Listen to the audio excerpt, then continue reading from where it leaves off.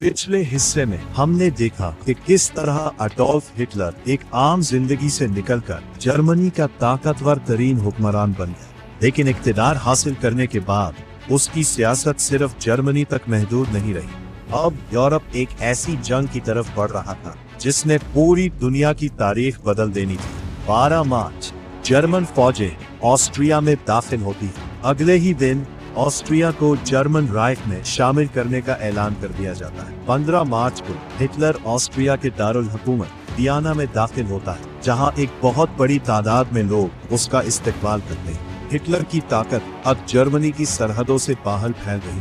29 और 30 सितंबर 938 म्यूनिख में बर्तानिया, फ्रांस और जर्मनी के रहनुमा एक कॉन्फ्रेंस में जमा होते हैं। सुडेटनलैंड के मामले पर जर्मनी को इलाके पर कब्जे की इजाजत दी जाती है, लेकिन ये मुआहिदा ज्यादा देर अमन कायम न रख सका। सिर्फ चंद माह बाद हिटलर चेकोस्लोवेकिया के बाकी इलाकों पर भी कब्जा कर लेता है।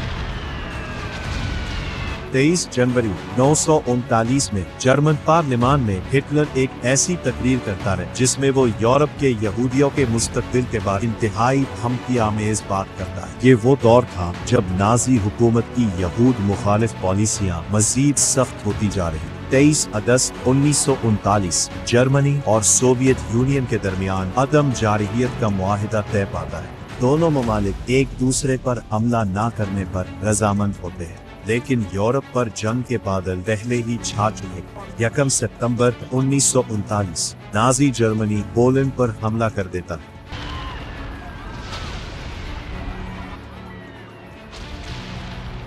इस हमले के बाद बर्तानिया और फ्रांस जर्मनी के खिलाफ जंग का ऐलान करते हैं और दूसरी आलमी जंग शुरू हो जाती है। जंग के इब्तदाई दौर में नाजी हुकूमत ने एक खुफिया प्रोग्राम शुरू किया, जिसके जरिए ज़हनी और जिस्मानी माजूरी रखने वाले लोगों को निशाना बनाया। ये नाजी हुकूमत की मुनज़्ज़म कत्ल की पॉलिसियों का एक इंतहाई संगीन हिस्सा था। 1941 तक नाजी क़यादत यूरोप के यहूदियों के खिलाफ नस्ल कशी को मुनज़्ज़म और वसी पैमाने पर आगे बढ़ा रही थी। हिटलर की हुकूमत SS और दूसरे नाजी इदारों ने लाखों इंसानों को जुल्म, जिलावतनी और कत्ल का निशाना बनाया।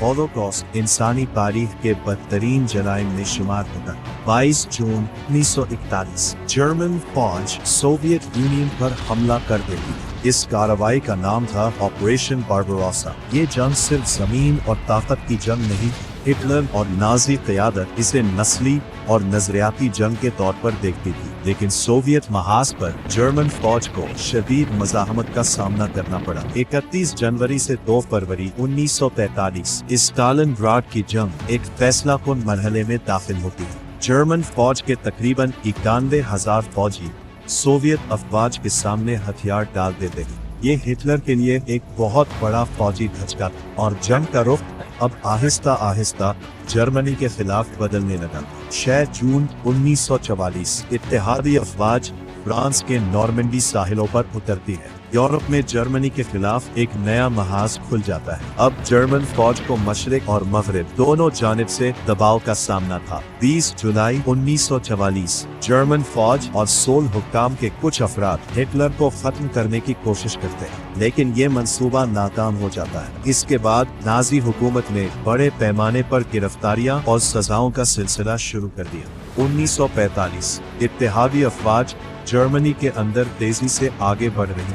सोवियत फौजें बर्लिन के करीब पहुंच चुकी थी। हिटलर की बनाई हुई सल्तनत अब टूटने के आखिरी मरहले में 30 अप्रैल 1945 बर्लिन के एक ज़ेरे ज़मीन बंकर में हिटलर ने अपनी जिंदगी खत्म कर दी। सिर्फ चंद दिन बाद नाजी जर्मनी ने हथियार डाल दिए। जिस ताकत ने यूरोप को जंग की आग में धकेल दिया था, वो ताकत अब खत्म हो चुकी थी। जंग के बाद नाजी क़यादत के जराइम के खिलाफ बैनुल अक़वामी फौजी अदालत में मुकदमा चलाए गए। हिटलर, हाइनरिश हिमलर और जोसेफ गोइबल्स जंग खत्म होने से पहले ही मर चुके थे, इसलिए उनके खिलाफ मुकदमा नहीं चलाया।